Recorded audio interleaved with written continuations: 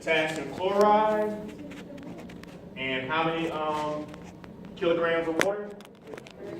100 grams. Right. 1, 2, 3, she's correct. 3 kilograms, right? I got moles and kilograms. What's molality defined as? Moles per kilogram.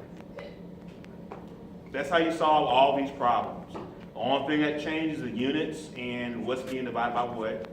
And whatever's being divided by what is by definition that value or quantity you're trying to find.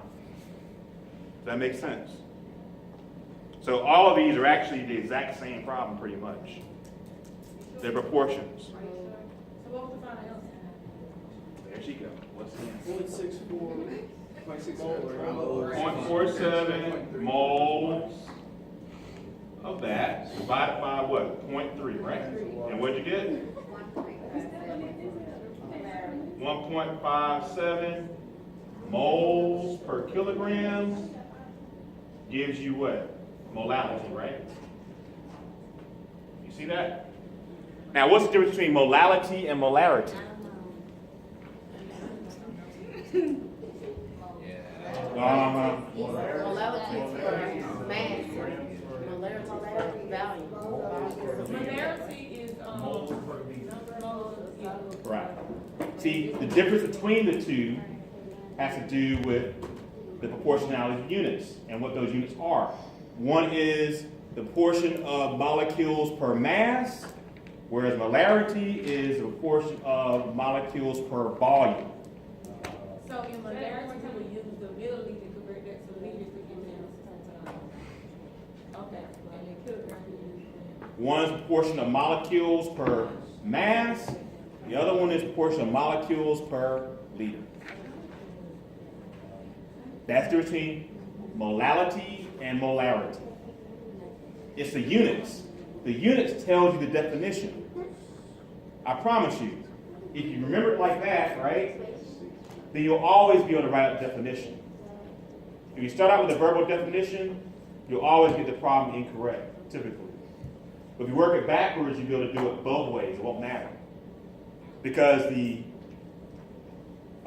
verbiage and the definition and what you say is exactly the same as in mathematics. There's no difference. For some reason, they teach you that it's different. It's not. So I say, define molarity. Oh, molarity is what? moles per liter. Right. And you say moles per liter. Guess what? That's exactly how you execute the problem of solving for that. It's exactly the same. The words and the definition with the words and the mathematics is exactly the same. It's the same thing.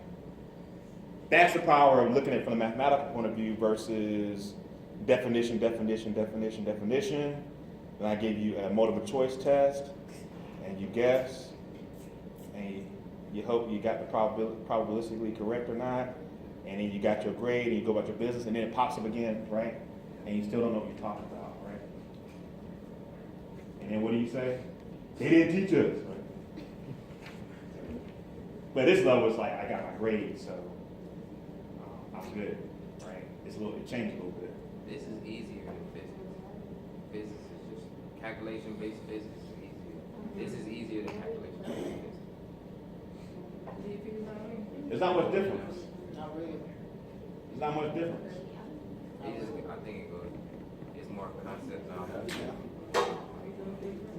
That's what I think about physics. Like it's easy. To me, that's what I see. There's overlap. What you're saying is that the instrumentation that you have access to, and you can put your hands on, you're able to connect the dots in your mind conceptually what's going on. But the mathematics is exactly the same. You just change the systems. Yeah.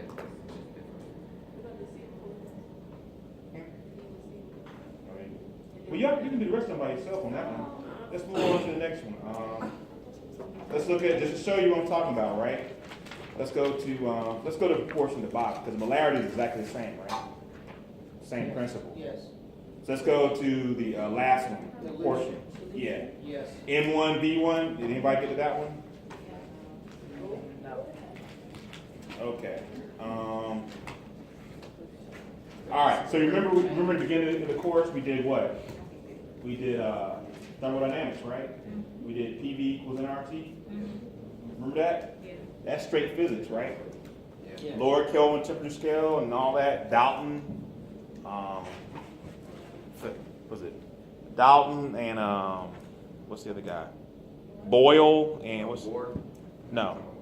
Boyle and what's the other guy? Yeah, Boyle's law, Dalton's law, and what's the other one? So, yeah, Charles' law, right? Charles Darwin. No. You put them all together and you get the ideal gas law, right? Yeah. Correct. That's straight physics, right? PV equals an RT, right? But so remember this? Straight physics, right? PV equals an RT, right? But I've got a starting pressure and a starting volume and a final pressure and a final volume. And I'm given three of them and I don't know one. What do? P1, V1 equals P2, V2, right? What's this say? No difference. No difference. You just change the system. Now, what you're really saying is, by starting from this point of understanding, then going to the physics, you get more insight. Yeah. But as you do it over and over again, and you solve infinite number of problems, you'll begin to see that it's the exact same thing. You just change the system, and it's your scaling is your only difference. So the reason why this may be simpler to you because you can probably conceptualize and visualize. Oh, okay, I got a beaker here, and I got some stuff here. I mix that together. I got a solution. I get that, right? What's much more difficult to conceptualize, say, an electron, a bunch of electrons floating around, and where the electron's going to go based on when you have hydrogen and oxygen. Or I got a, I don't know, a 100-mile radius scattering particle accelerator.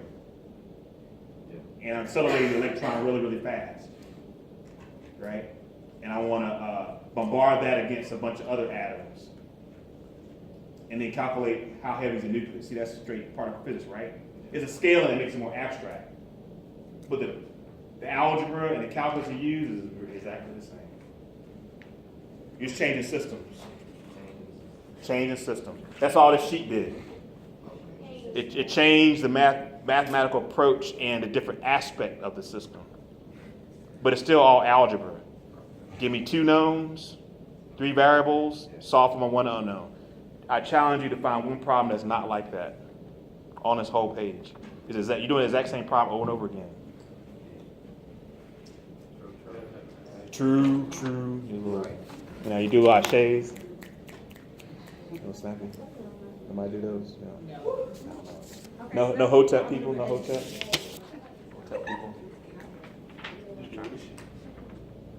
So, No herbal tea folks in here? No herbal tea? Hotep, herbal tea folks? yeah, chai tea, black chai tea. I did ginger and Ashe. What's that fingers? You get the poet? Because I know.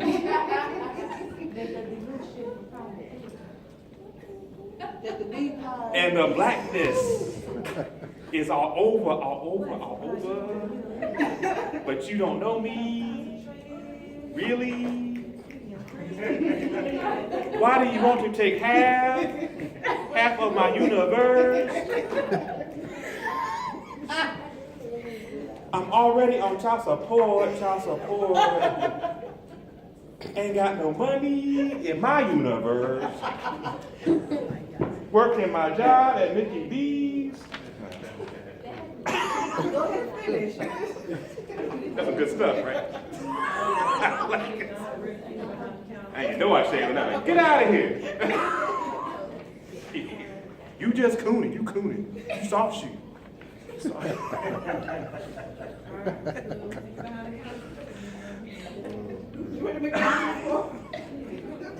I used to work at Quick Trip. Oh, God. I loved every minute of it until they put you in that cooler. Cool, cold. That district manager do the ride by and you get that cooler. Oh, yeah. Stacking them sodas in. So I was at Panola Road, right? Oh boy.